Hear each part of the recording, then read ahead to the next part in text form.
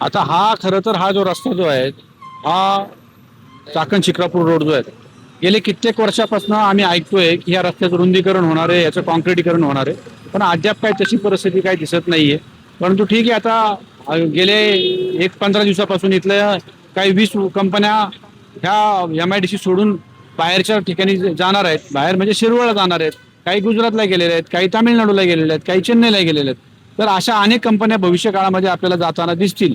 कधी जर इथली परिस्थिती जर सुधारली नाही, जर इथं इंडस्ट्रीला पोषक वातावरण चांगलं आहेत का, तर 100% चांगले आहेत. पुणे हा असा एरिया आहे, इथं एज्युकेशन हब आहेत, त्याच्यामुळं इथं इंडस्ट्रीला खूप मोठ्या प्रमाणे इथं वाव आहेत. इथं ऑटोमोबाईल सेक्टरमध्ये इथं टाटा, महिंद्रा, फोक्सवॅगन, त्याच्यानंतर तुमची सॅनी, ह्या भरपूर साऱ्या कंपन्या आहेत. त्यांना लागणारे जे आन्सरीज आहेत हे छोटे छोटे उद्योजक त्या ठिकाणी इथं काम करतात. त्याच्यामुळं आपल्या जगामध्ये सर्वात मोठी जर इंडस्ट्री असेल ही चाकण इंडस्ट्री आहे, त्याच्यानंतर डेट्रॉइटचा नंबर लागतोय.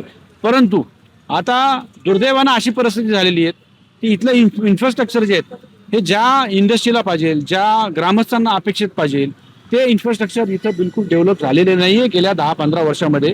ते जर व्यवस्थित डेव्हलप झालं असतं, याच्यावरती जर लक्ष दिलं असतं, तर उद्योजक गेले नसते, उलटे उद्योजक आकर्षित होऊन या ठिकाणी आले असते.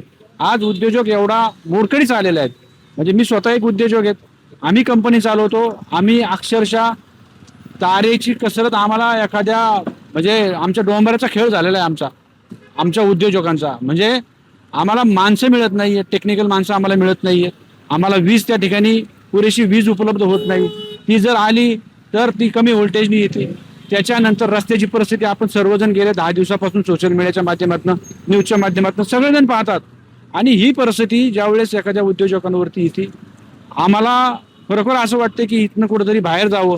परंतु आपली कर्मभूमी आपली सर्व इथंच आहेत, आम्हाला इथनं जाता येत नाही. आणि आमच्या सर्व उद्योजकांना आव्हान आहेत की तुम्ही इथनं कुठं जाऊ नका.